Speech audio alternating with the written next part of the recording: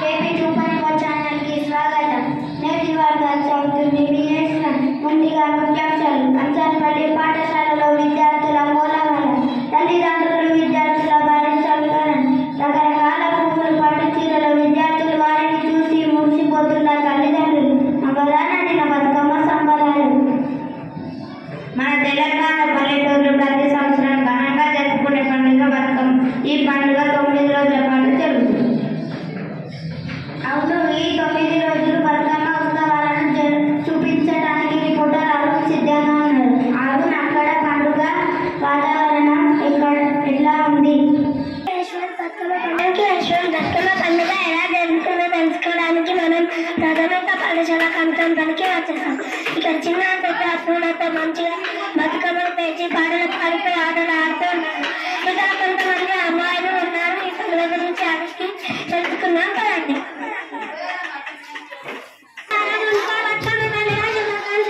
మీరు చెప్పండి, బతుకమ్మ పండుగ ఎలా జరుపుకుంటారు?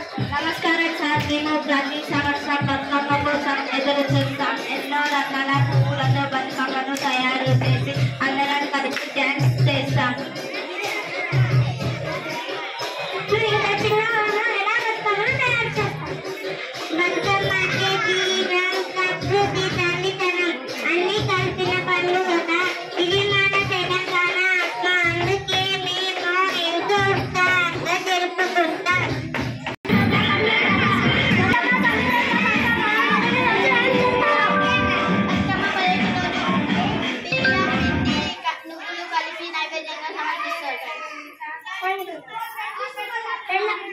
మీరు చెప్పండి అమ్మా, రెండవ రోజు ఏం చేస్తారు?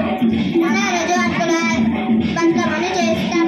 ఈ రోజు బతుకమ్మను ఆడిస్తాం. Thank you.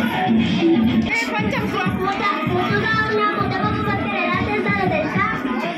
అవును, నేను అమ్మవారి స్వరూపం. ముద్దపప్పు బతుకమ్మ అసలు 3 రోజుల ముద్దపప్పు మెత్తగా ఉడికించి పప్పు, పాలు మరియు బెల్లాన్ని నైవేద్యంగా పెడతారు. దీని ద్వారా కుటుంబం కలుగుతుంది అని నమ్మకం. మీరు చెప్పండి. 4వ రోజు నానబియ్యం, బెల్లం మరియు 4వ రోజున నానబియ్యం, పాలు కలిపి నైవేద్యంగా పెడతారు. మీరు చెప్పండి అమ్మా. మా అమ్మ కూడా చేస్తుంది. అందరం కలిసి అటుకులు లేదా దోశలు నైవేద్యంగా పెడతారు. మీరు చెప్పండి అమ్మా. Thank you. Thank you. మీరు చెప్పండి అమ్మా.